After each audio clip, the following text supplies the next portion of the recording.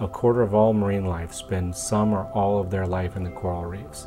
You'd basically be saying, you know what, we're going to take all the rainforests off the planet. What's that going to do to us? What's that going to do to our environment, to the air that we breathe? The same concept applies for the oceans. If we wipe out our coral reefs, what have we done to our oceans? People might say, well, what do I care about the oceans? I live on land. But most people probably don't realize that half of the air that we're breathing right now came from our oceans.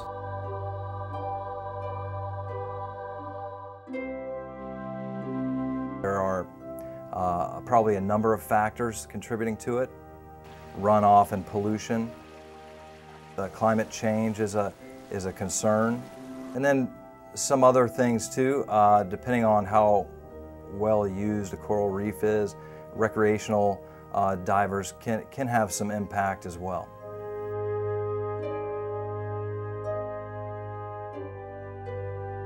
One of the reasons we created the Global Coral Reef Institute was to give a face and a name to the work that we're doing here.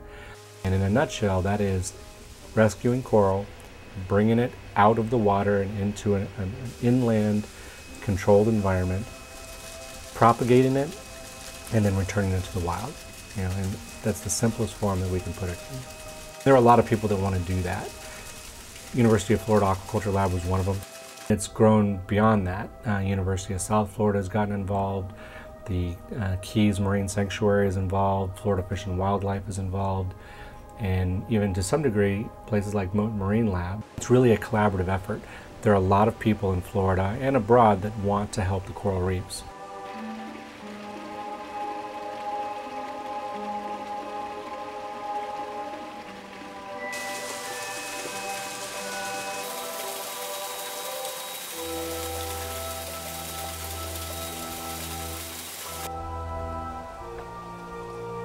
Here at the University of Florida, conservation is one of our big goals. We would like to see land-based coral aquaculture for restoration.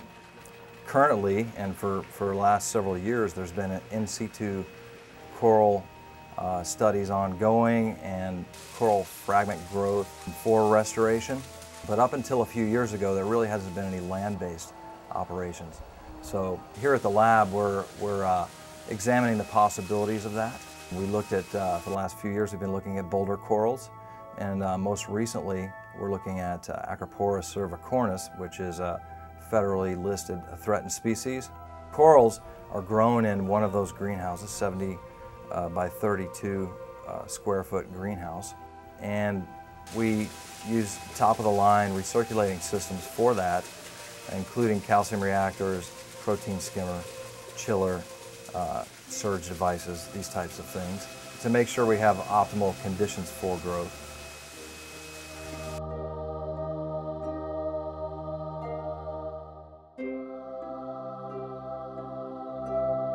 And every year it tends to grow. These things don't just kind of come out of the box and have a huge impact.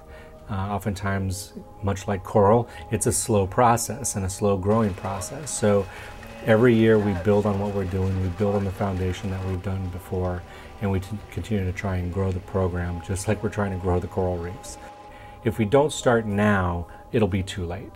So, people can say coral grows too slowly, what you're doing now isn't going to make an impact for 30, 40, 50 years from now.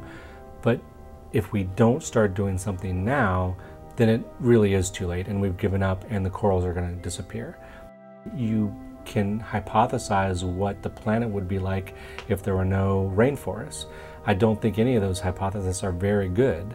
So you can look at the same concept for our oceans, and if we wiped out the coral reefs and 1/4 of all marine life could no longer live in the environment that it's used to, does that mean that 1/4 of that marine life is going to disappear?